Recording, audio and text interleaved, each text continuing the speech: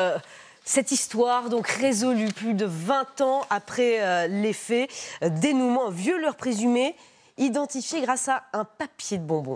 C'est un prélèvement d'ADN effectué après un cambriolage dans une menuiserie de la Vienne qui a tout relancé.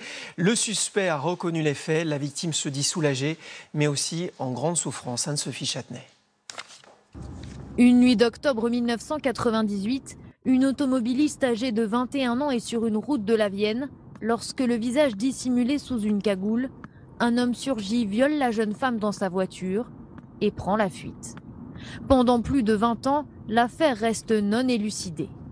Mais cet été, à la suite d'un cambriolage, les enquêteurs relèvent plusieurs indices dans une menuiserie du département, dont un emballage de bonbons. Les résultats de l'analyse ont montré que les traces de la scène de viol en 1998 et les traces retrouvées sur l'emballage du bonbon en 2019 correspondaient à la même empreinte génétique. Cet ADN est celui d'un homme qui a aujourd'hui 67 ans et qui est le père de l'exploitant de la menuiserie cambriolée.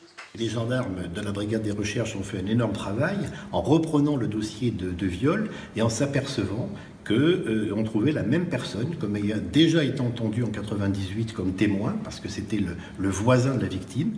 Face aux gendarmes, l'homme a reconnu les faits. La victime, elle, s'est dite soulagée et heureuse de ce dénouement, même si elle explique être encore en grande souffrance.